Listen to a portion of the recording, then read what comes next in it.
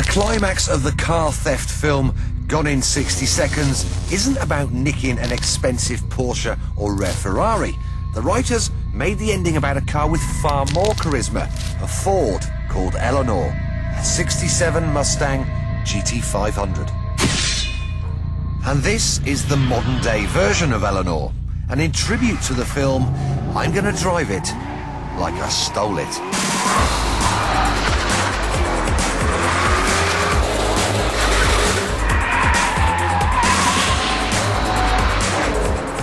The modern-day Mustang has been an amazingly popular car for Ford, and this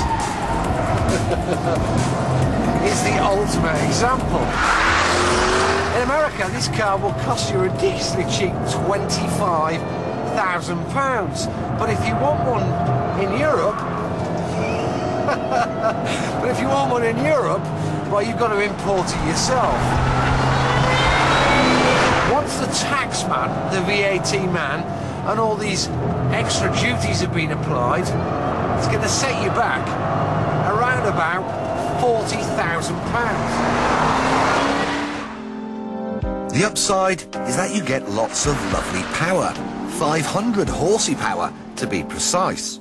It's got a supercharged 5.4-litre V8 with cylinder heads from a Ford GT supercar and throttle bodies from a V10 truck engine. And of course, then there's the Le Mans Go Faster stripes. Every little helps.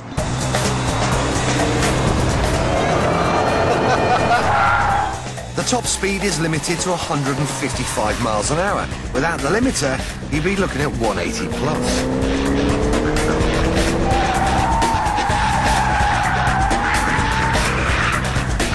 So we're doing 40 miles an hour in 6th gear, and we're pulling just over 1,000 reps. So let's see what the engine's like. 2nd gear, there's 60, 80, 100 miles an hour. I have to say it's got some grunt, this thing. But it's unusual in that it's supercharged, and the feeling you don't get any surges of power, it's just a constant wafting.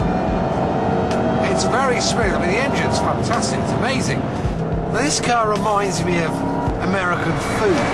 You know, it's not very sophisticated, it's pile everything up as much as you can on a plastic plate. Want some more? Want some more power? More food?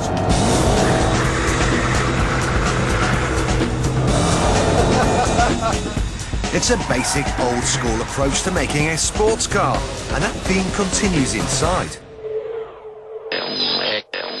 The controls look like they've come out of an 80s Fiesta, with its use of cheap and nasty materials. A serious lack of imagination from Ford. But who cares if the inside's crap? Just look at the outside.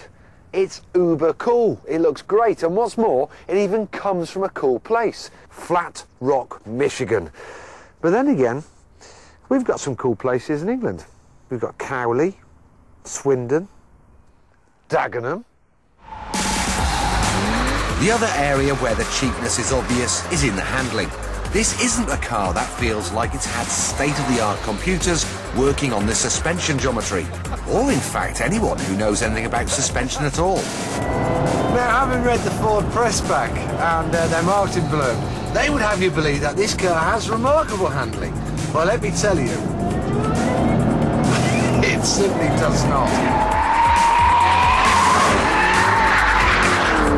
You know, I want this car to be a fire-breathing monster, which it could be if it just had a stiffer diff. You know, to get the car to oversteer, to have any sort of fun with it, you've got to be a bit brutal and throw it into corners. I mean, I'll show you. Here we go. Now we've got some oversteer.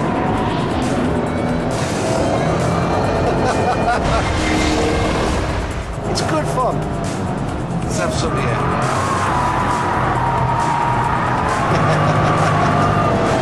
It may look graceful, but the point is you've got to work really hard behind the wheel to get it to do this. If this car was £25,000 in England, then yes, you'd want to have one, because it looks fantastic. It's got a great engine, okay, it doesn't handle very well, but it's good fun. But at 40 grand, it's got some stiff competition. For similar money, you could get a Porsche Cayman or a BMW M Coupe, both of which have a lot more handling finesse. But it's worth remembering the Shelby Mustang Gt500 is the cheapest way to get a production car with 500 horsepower, even if you do have to import it yourself.